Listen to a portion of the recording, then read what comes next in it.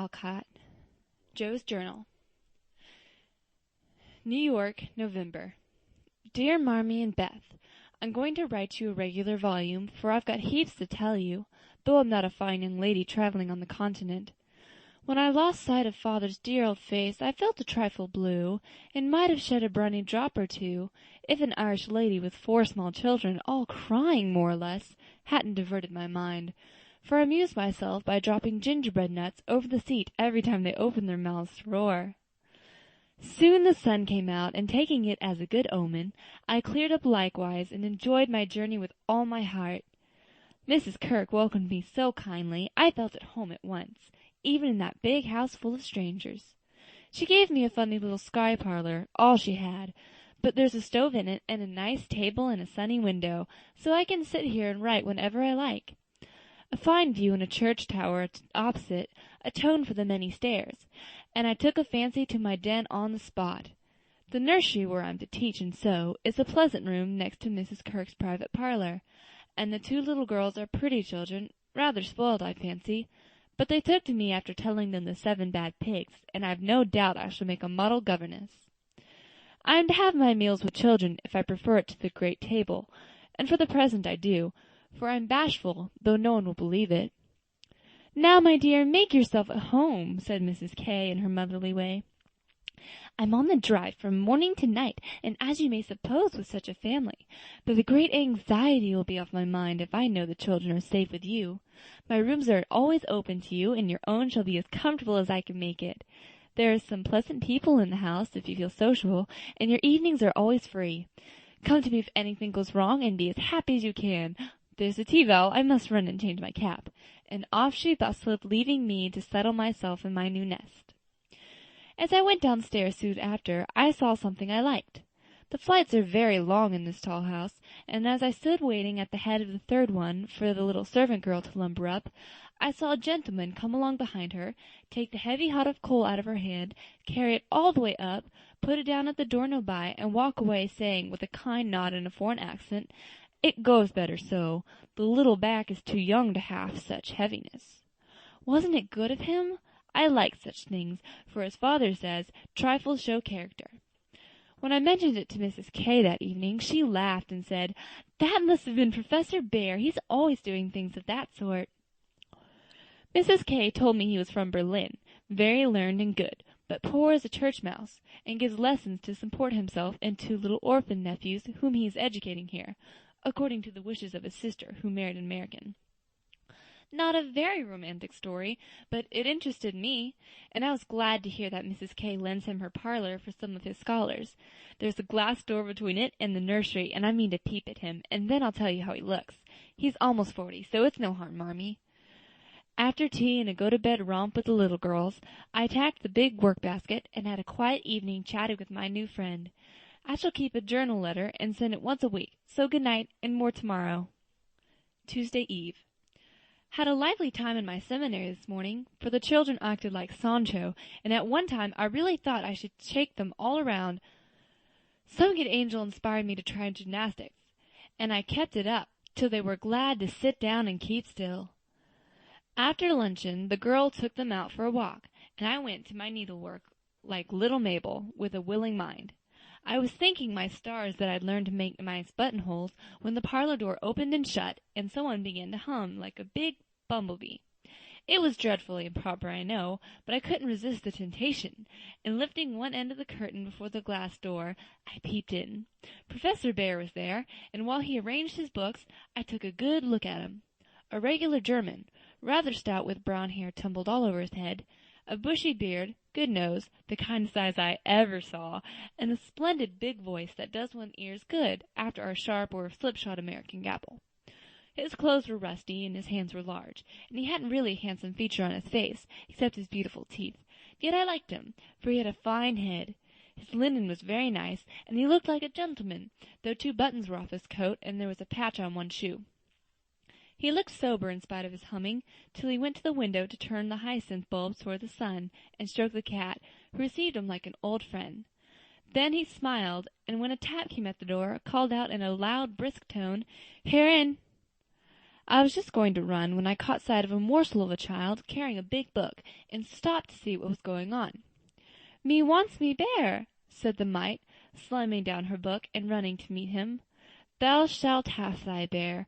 Come then, and take a goot hug from him, my Tina," said the professor, catching her up with a laugh, and holding her so high over his head that she had to stoop her little face to kiss him. "Now me must study my lesson," went on the funny little thing. So he put her up on the table, opened the great dictionary she had brought, and gave her a pencil and a piece of paper, and she scribbled away, turning a leaf now and then, and passing her little fat finger down the page, as if finding a word, so soberly that I nearly betrayed myself by a laugh, while Mr. Bear stood stroking her pretty hair with a fatherly look that made me think she must be his own, though she looked more French than German. Another knock, and the appearance of 2 young ladies sent me back to my work, and there I was, virtuously remained through all the noise and gabbling that went on next door. One of the girls kept laughing affectedly and saying, "Now, Professor," in a coquettish tone, and the other pronounced her German with an accent that must have made it hard for him to keep sober. Both seemed to try his patience sorely, for more than once I heard him say emphatically, "No, no, it's not so. You have not attend to what I say." And once there was a loud rap, as if he struck the table with his book, followed by the despairing exclamation, "Prut, it all goes wrong this day." Poor man, I pitied him, and when the girls were gone, took just one more peep to see if he survived it. He seemed to have thrown himself back in his chair, tired out, and sat there with his eyes shut till the clock struck 2, when he jumped up, put his books in his pocket, as if ready for another lesson, and taking little Tina, who had fallen asleep on the sofa, in his arms, he carried her quietly away. I fancy he has had a hard life of it. Miss Kirk asked me if I wouldn't go down to the 5 o'clock dinner, and feeling a little bit homesick, I thought I would, just to see what sort of people are under the same roof with me. So I made myself respectable and tried to slip in behind Mrs. Kirk, but as she's short and I'm tall, my efforts at concealment were rather a failure. She gave me a seat by her, and after my face cooled off, I plucked up the courage and looked about me. The long table was full, and everyone intent on getting their dinner, the gentlemen especially, who seemed to be eating on time, for they bolted in every sense of the word, vanishing as soon as they were done. There was the unusual assortment of young men absorbed in themselves, young couples absorbed in each other, married ladies and their babies, and old gentlemen in politics. I don't think I shall care to have much to do with any of them, except the one sweet-faced maiden lady who looks as if she had something in her. Cast away at the very bottom of the table was the professor, shouting answers to the questions of a very inquisitive, deaf old gentleman on one side, and talking philosophy with a Frenchman on the other. If Amy had been there, she'd have turned her back on him forever, because, sad to relate, he had a great appetite, and shovelled in his dinner in a manner which would have horrified her ladyship. I don't mind, for I like to see folks eat with relish, as Hannah says, and the poor man must have needed a deal of food after teaching idiots all day. As I went upstairs to dinner, 2 of the young men were settling their hats before the hall mirror, and I heard one say low to the other, "Who's the new party?" "Governess or something of that sort." "What is she at our table for?" "Friend of the old lady's." "Handsome head, but no style." "Not a bit of it. Give us a light and come on."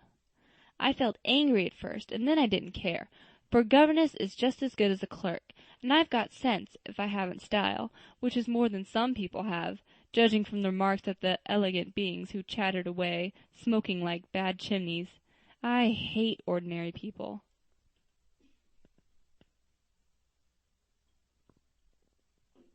Thursday. Yesterday was a quiet day, spent in teaching, sewing, and writing in my little room, which is very cozy with a light and a fire. I picked up a few bits of news, and was introduced to the professor. It seems that Tina is the child of the Frenchwoman who does the fine ironing in the laundry here. The little thing has lost her heart to Mr. Bear, and follows him about the house like a dog whenever he is at home, which delights him, and he is very fond of children, though a bachelor. Kitty and Minnie Kirk likewise regard him with affection, and tell all sorts of stories about the plays he invents, the presents he brings, and the splendid tales he tells. The younger men quiz him, it seems, call him Old Fritz, Lagerbier, Ursa Major, and make all manner of jokes at his name. but he enjoys it like a boy, Mrs. Kirk says, and takes it so good-naturedly that they all like him in spite of his foreign ways. The maiden lady is Miss Norton, rich, cultivated, and kind. She spoke to me at dinner today, for I went to the table again. It's such fun to watch people, and asked me to come and see her in her room. She has fine books and pictures, knows interesting poems, and seems friendly, so I shall make myself agreeable, for I do want to get into good society, only it isn't the same sort that Amy likes. I was in our parlor last evening when Mr. Bear came in with some newspapers for Mrs. Kirk. She wasn't there, but Minnie, who is a little old woman, introduced me very prettily. "This is Mamma's friend, Miss March." "Yes, and she's jolly, and we like her lots," added Kitty, who is an infant terrible. We both bowed, and then we laughed, for the prim introduction and the blunt addiction were rather a comical contrast. "Ah, yes, I hear these naughty ones go to vex you, Miss March. If so again, call me, and I come," he said, with a threatening frown that delighted the little wretches. I promised I would, and he departed, but it seems as if I was doomed to see a good deal of him, for today, as I passed his door on my way out, by accident I knocked against it with my umbrella. It flew open, and there he stood in his dressing gown, with a big blue sock in one hand and a darning needle in the other. He didn't seem at all ashamed of it, for when I explained and hurried on, he waved his hand, sock and all, saying in his loud, cheerful way, "You have a fine day to make your walk. Bon voyage, mademoiselle."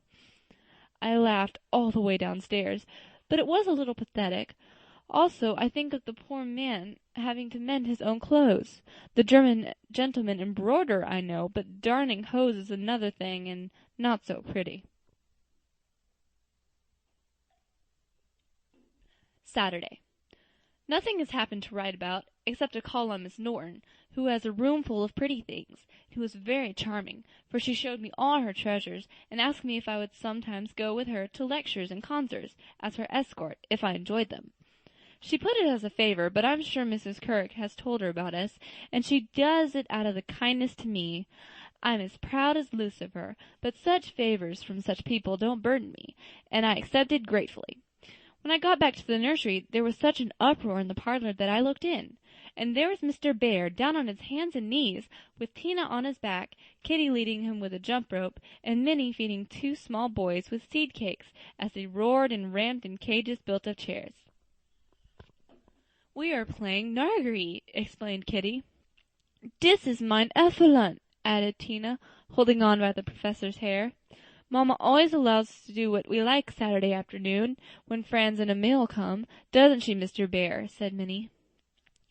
The Effluent sat up, looking as much in earnest as any of them, and said soberly to me, "I give you my wort, it is so. If we make too large a noise, you say hush to us, and we go more softly."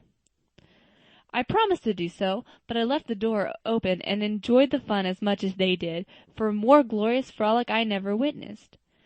They playing tag and soldiers, danced and sang, and when it began to grow dark, they all piled onto the sofa about the professor, while he told charming fairy stories of the storks on the chimney tops, and the little codlods who ride the snowflakes as they fall. I wish Americans were as simple and natural as Germans, don't you? I'm so fond of writing, I should go spinning on forever if motives of economy didn't stop me. For though I have used this thin paper and written fine, I tremble to think of the stamps this long letter will need. Pray, forward Amy's as soon as you can spare them. My small news will sound very flat after her splendors, but you will like them, I know. Is Teddy studying so hard that he can't find time to write to his friends? Take good care of him for me, Beth, and tell me all about the babies, and give heaps of love to everyone. From your faithful Joe. P.S. On reading over my letter, it strikes me as rather buried, but I'm always interested in odd people, and I really had nothing else to write about. Bless you. December. My precious Betsy, as this is to be a scribble-scrabble letter, I direct it to you, for it may amuse you and give you some idea of my goings-on. For though quiet, they are rather amusing, for which, oh, be joyful. After what Amy would call Herculaneum efforts, in the way of mental and moral agriculture, my young ideas began to shoot and my little twigs to bend as I could wish. They are not so interesting to him as Tina and the boys, but I do my duty by them. They are fond of me. France and Emile are jolly little lads, quite after my own heart, for the mixture of German and American spirit in them produces a constant state of effervescence. Saturday afternoons are riotous times, whether spent in the house or out, for on pleasant days they all go to walk, like a seminary, with the professor and myself to keep order, and then such fun! We are very good friends now, and I've begun to take lessons. I really couldn't help it, and it all came about in such a droll way that I must tell you. To begin at the beginning, Mrs. Kirke called me one day as I passed by Mr. Bear's room while she was rummaging. "Did you ever see such a den, my dear? Just come and help me put these books to rights, for I've turned everything upside down trying to discover what he has done with the 6 new handkerchiefs I gave him not long ago." I went in, and while we worked, I looked about me, for it was a den to be sure, and an old flute over the mantelpiece as if done with. Books and papers everywhere, a broken meerschaum, and an old flute over the mantelpiece as if done with. A ragged bird without any tail chirped on the window-seat, and a box of white mice adorned the other. Half-finished boats and bits of string lay among the manuscripts. Dirty little boots stood drying before the fire, and traces of the dearly beloved boys, for whom he made slave, were to be seen all over the room. After a grand rummage, 3 of the missing articles were found, one over a bird-cage, one covered with ink, and the third burned brown, having been used as a holder. "Such a man!" laughed good-natured Mrs. K., as she pulled the relics in the ray-bag. "I suppose the others are torn up to rig ships, bandage cut fingers, or make kite-tails. It is dreadful, but I can't scold him. He's so absent-minded and good-natured. He let those boys ride all over him, roughshod." I agreed to do his washing and mending, but he forgets to give out his things, and I forget to look them over, so he comes to a sad pass sometimes. "Let me mend them," said I. "I don't mind it, and he needn't know. I'd like to. He's so kind to me about bringing my letters and lending books. So I've got this thing in order, and knit heels into 2 pairs of socks, for they were boggled out of shape with his queer darns. Nothing was said, and I hoped he wouldn't find out, but one day last week he caught me at it. Hearing the lessons he gives to the others had interested me, and amused me so much that I took a fancy to learn, for Tina runs in and out, leaving the door open, and I can hear. I had been sitting near this door, finishing off the last sock, and trying to understand what he had said to a new scholar, who is as stupid as I am. The girl had gone, and I thought he had also. It was so still, and I was busily gabbing over a verb, and rocking to and fro in a most absurd way, when a little crow made me look up, and there was Mr. Bear looking and laughing quietly, while he made signs to Tina not to betray him. "So," he said, as I stopped and stared like a goose, "you peep at me, I peep at you, and this is not bad. But see, I'm not pleasanting when I say half you wish for German." "Yes, but you are too busy, and I'm too stupid to learn," I blundered out, as red as a peony. "We will make the time, and we will fail not to find the sense. At evening I shall give a little lesson with much gladness. For look you, Miss March, I have this debt to pay," and he pointed to my work. "Yes, they say to one another, these so kind ladies, he is a stupid old fellow, and he will not see what we do. He will never observe that his sock heels go not in holes any more. He will think his buttons grow out new when they fall, and believes that strings make theirselves. Ah, but I have an eye, and I see much. I have a heart, and I feel thanks for this. Come, a little lesson then and now, or no more good fairy works for me and mine." Of course, I couldn't say anything after that, and as it really is a splendid opportunity, I made the bargain, and we began. I took 4 lessons, and then I stuck fast in a grammatical blog. The professor was very patient with me, but it must have been torment to him, and now and then he'd look at me with such an expression of mild despair that it was a toss-up with me whether to laugh or cry. I tried both ways, and when it came to a sniff or utter mortification and woe, he just threw the grammar on to the floor and marched out of the room. I felt myself disgraced and deserted forever, but didn't blame him a particle. and was scrambling my papers together, meaning to rush upstairs and shake myself hard, when in came a brisk and beaming as if I had covered myself in glory. "Now we shall try a new way. You and I will read these pleasant little Märchen together, and dig no more into that dry book. That goes in the corner for making us trouble." He spoke so kindly, and opened Hans Andersen's fairy tale so invitingly before me, that I was more ashamed than ever, and went to my lessons in a neck-or-nothing style that seemed to amuse him immensely. I forgot my bashfulness, and pegged away, no other word will express it, with all my might, tumbling over long words, pronouncing accordingly to inspiration of the minute, and doing my very best. When I finished reading my first page, and stopped for breath, he clapped his hands, and cried out in his hearty way, "Das ist gut! Now we go well. My turn. I do him in German. Give me your ear." And away he went, rumbling out the words with a strong voice and a relish which was good to see as well as hear. Fortunately, the story was The Constant Tin Soldier, which is droll, you know, so I could laugh, and I did, though I didn't understand half he read. For I couldn't help it. He was so earnest, I was so excited, and the whole thing was so comical. After that we got on better, and now I read my lessons pretty well. For this way of studying suits me, and I can see that grammar gets tucked into the tales and poetry as one gives pills and jelly. I like it very much, and he doesn't seem tired of it yet, which is very good of him, isn't it? I mean to give him something on Christmas, for I dare not offer money. Tell me something nice, Marmee. I'm glad Laurie seems so happy and busy that he has given up smoking and lets his hair grow. You see, Beth managed him better than I did. I'm not jealous, dear. Do your best, but don't make a saint of him. I'm afraid I couldn't like him without a spice of human naughtiness. Read him bits of my letters. I haven't had time to write much, and that will do just as well. Thank heaven Beth continues so comfortable. January. A happy New Year to all, my dearest family, which of course includes Mr. L. and a young man by the name of Teddy. I can't tell you how much I enjoyed your Christmas bundle, but I didn't get it till night, and had given up hoping.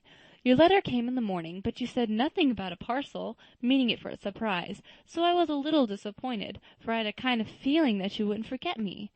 I felt a little low in my mind as I sat up in my room after tea, and when the big, muddy, battered-looking bundle was brought to me, I just hugged it and pranced it. It was so homey and refreshing that I sat down on the floor and read and looked and ate and laughed and cried in my usual absurd way. The things were just what I wanted, and all the better for being made instead of bought.